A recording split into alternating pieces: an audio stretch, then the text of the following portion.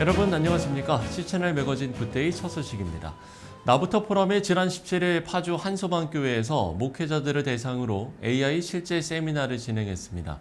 참석자들은 이제 목회 현장에 AI를 도입하는 게 선택이 아닌 필수임을 인식하고 실습을 통해서 AI를 목회 현장에 접목하는 시간을 가졌습니다. C채널 취재팀이 보도합니다. 사용자가 원하는 주제를 입력하자 자동으로 노래가 생성됩니다.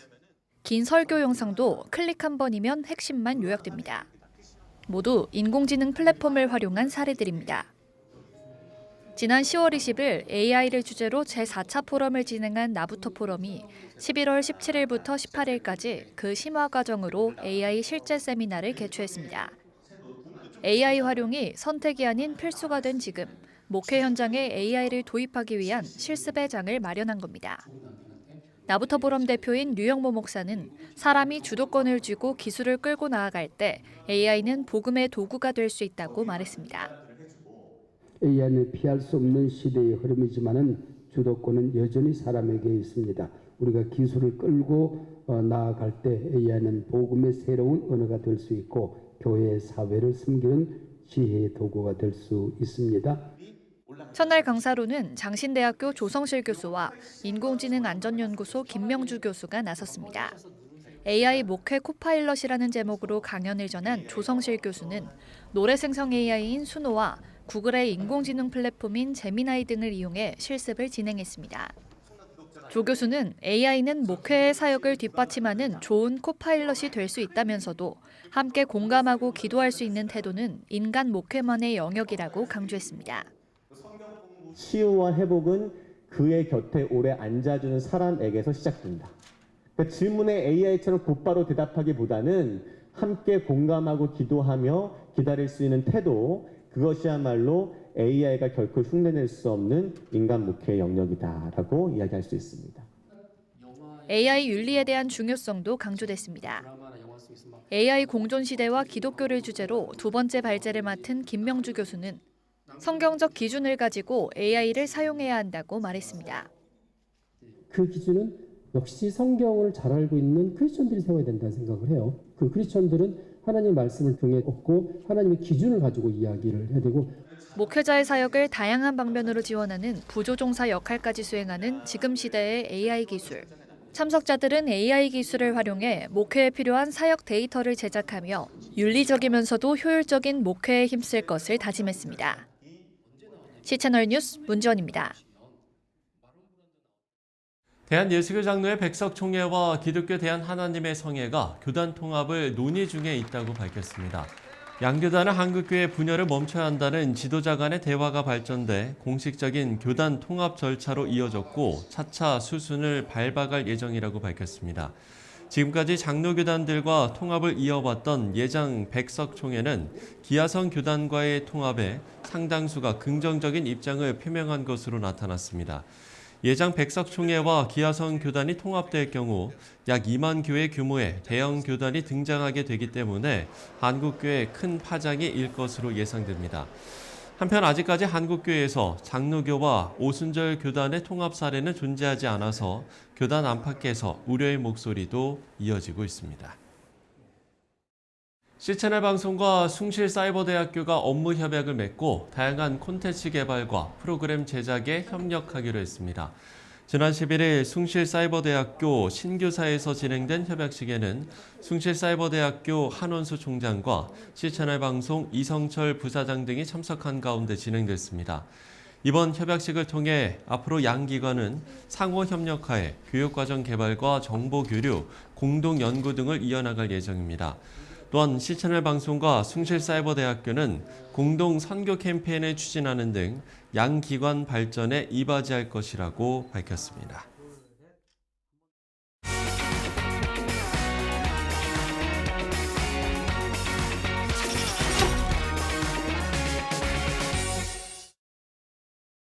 통계청 발표에 따르면 2024년 기준 우리나라 3집 중에 한 집이 1인 가구고요. 10집 중에 한 집이 어르신 1인 가구라고 합니다.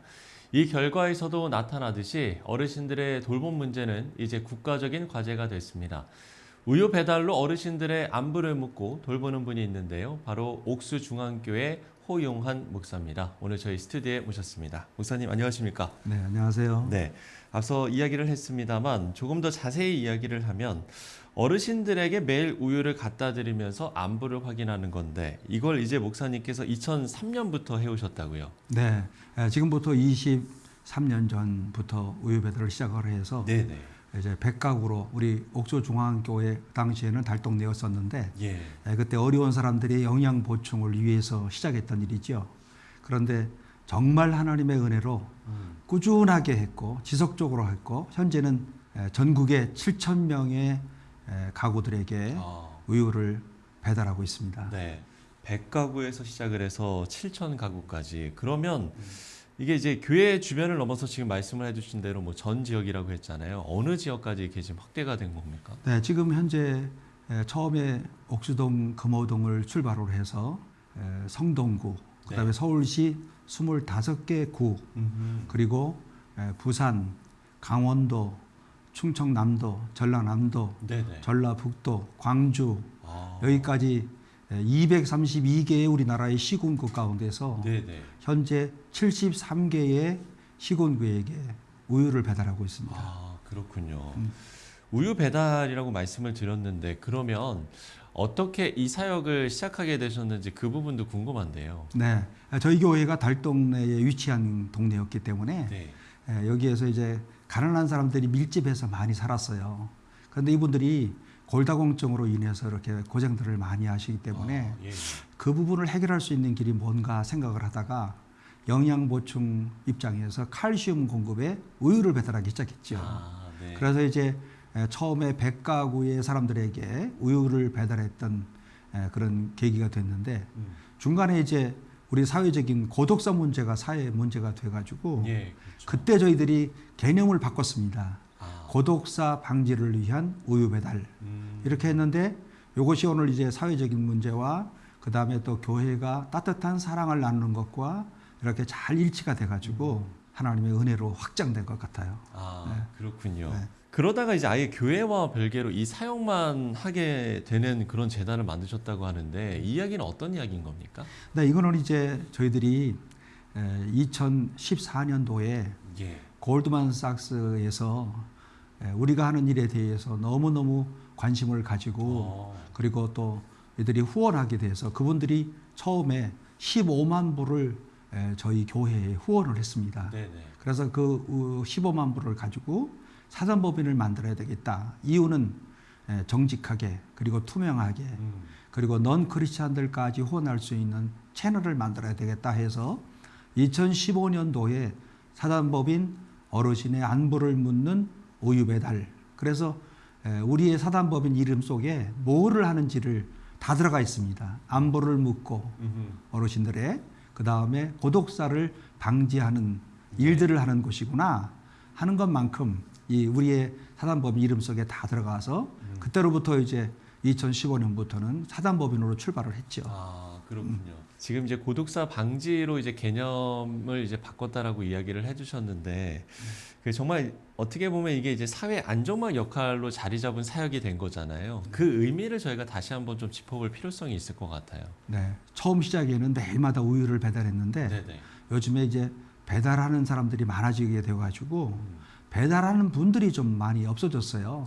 그래서 이틀에 한 번씩 배달을 합니다. 네. 그래서 하루 건너끔씩 우유를 배달하는데 가서 이제 우유가 바깥에 2개 이상이 쌓여 있으면 안에서 변고가 일어난 것이고 그 변고로다가 이제 3일 이상 시신이 방치하지 않도록 우리에게 연락이 오는 거죠. 그래서 우유 배달하시는 분들이 반드시 바깥에 우유가 있으면 우리한테 연락이 오고 우리한테 연락이 오면 우리가 또 전화를 계속 해보다가 안 되면 동사무소에 연락을 하고 네네. 동사무소에서 직접 찾아가셔서 확인을 해서 그 안에서 이제 사람이 죽은 지 이틀 이상 지나지 않도록 저희들이 확인을 하는 거지요. 그런 차원에서 고독사 방지를 위한 우유 배달이다. 이렇게 이름할 수 있는 거죠. 예. 또 고독사라고 하는 것은 아시는 바와 같이 현재 혼자 돌아가신 지 3일 이상 방치된 것 이거를 고독사다 이렇게 저희들이 법적으로 명명하고 있습니다. 예. 20년 넘게 사역을 이어오셨기 때문에 정말 많은 일들이 좀 있었을 것 같은데요. 혹시 기억에 남는 일들이 있습니까? 그렇습니다. 20년 이상 이제 꾸준하게 하는데 네. 1년에 약 한 10여 명의 고독사 하시는 분들. 그래서 그분들이 고독사 하시면서 홀로 죽었을 때 그 시신의 처참함, 그리고 정말 문을 꼭 닫고 돌아가셨을 때에 그 파리 때가 가득 차 있다든지, 그다음에 냄새로 인하여서 들어갈 수 없다든지, 거만 의가 거만할 수 없을 만큼의 그런 어떤 비참한 그런 장면들도 있었고, 그리고 더 중요한 것은 거꾸로 우유를 한 5년쯤 받아 잡수고 너무 고마워서 네. 도리어 헌 쉐타를 동대문 시장에서 사다가 그거를 또 풀어가지고 빵떡 모자를 짜가지고 우리 교회에 나오는 유초등부 어린아이들에게 100개를 주었던 그런 할머니도 계시고, 그래요? 네. 그래서 제가 이제 언제나 말씀드리는 것처럼 작은 사랑이 또 다른 사랑을 낳는다 하는 하나의 교훈을 받았지요.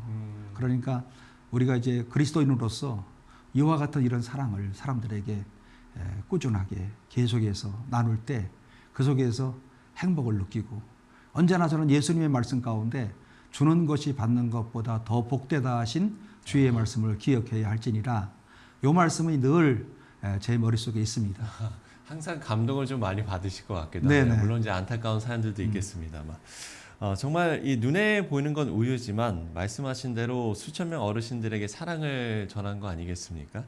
감사한 일들도 좀 많으셨을 것 같고요. 그동안 함께한 분들도 좀 얘기를 해주신다면요. 너무너무 감사한 일이 많고, 네네. 사실은 저희들을 이런 좋은 일을 한다고 후원해 주시는 분이 전국에서 제가 모르는 사람들인데 2만 7천 명의 사람들이 매월마다 저희들에게 일정한 금액으로 후원해 주시고, 예.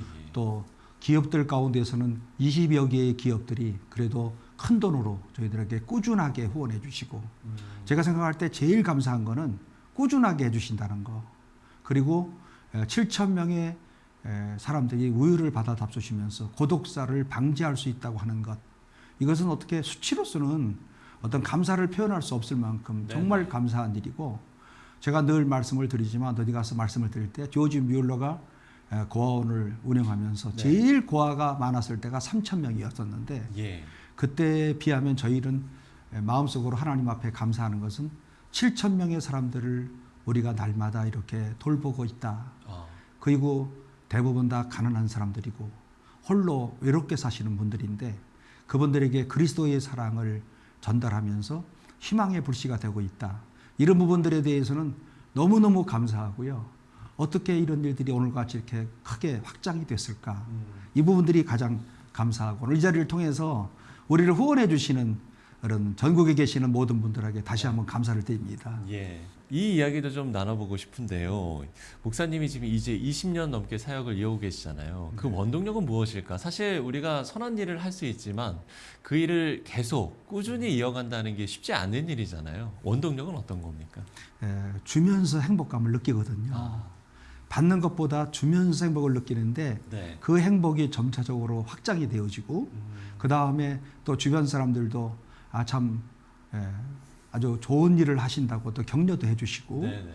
또 크리스찬이든 넌 크리스찬이든 우리가 하는 일에 대해서 너무너무 관심을 갖고, 제가 그저 한 가지 잘한 것이 있다고 한다면 정직하게, 그리고 투명하게, 그리고 오늘 후원해 주시는 모든 분들이 97%가 저희들이 목적 사업비, 우유값으로 사용되어지고, 제가 월급을 받지 않고, 제 아내도 같이 사역을 도와주고 있는데 네네. 제 아내도 월급이 받지 않고 아주 적은 그런 비용을 통해서 많은 사람들한테 우유를 나눠주고 싶다. 이것이 사람들한테 알려지면서 저도 행복하고, 또 한번 우유를 배달하는데 후원하신 분들이 중단하지 않고 계속해서 계속 늘어나고 있지 줄어들질 않아요.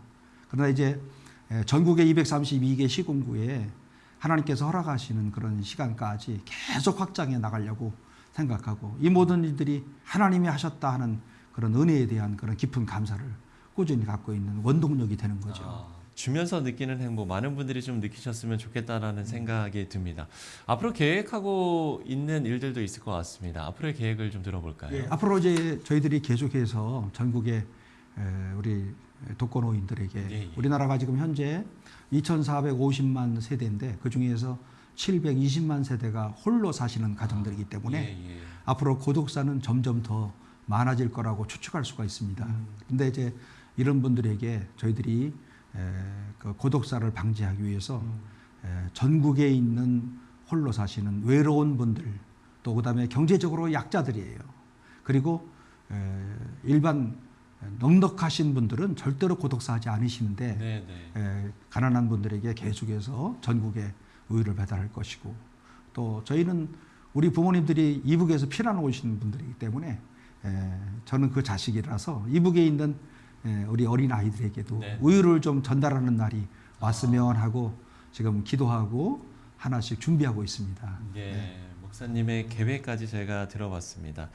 끝으로 좀 많은 분들이 기도를 했으면 좋을 것 같은데요. 기도 제목 나눠주시고 오늘 이야기 마무리 짓겠습니다. 네, 계속해서 저희들이 초심을 잃지 않고 끝까지 하나님의 사역이다라고 하는 이런 믿음을 가지고서 이 일에 동참해 주셨으면 감사하겠고 네네. 그리고 갖고 있는 비전들이 그때그때마다 하나님께서 매일 축복해 주셔서 정말 이 사회에 선한 영향을 끼치는 크리스찬이 됐으면 좋겠다라고 하는 이런 기도 제목을 나누고 싶습니다. 예, 초심을 잃지 않고 하나님의 사역을 잘 감당할 수 있도록 시청자 여러분들께서도 많은 관심과 기도 부탁드리겠습니다.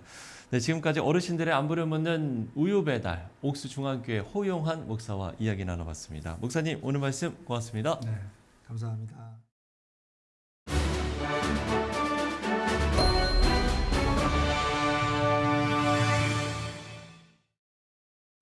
앞서 이야기를 한 것처럼 나눔은 주변의 어려운 사람, 그 한 명을 위한 시작이 중요합니다. 이처럼 하나님의 사랑을 전하는 건 거창한 게 아니라 결국 단 한 명을 위한 사랑의 수고에서부터라는 것 다시 한번 생각했으면 좋겠습니다. 시천의 매거진 굿데이 오늘 순서는 여기까지입니다. 시청해주신 여러분 고맙습니다.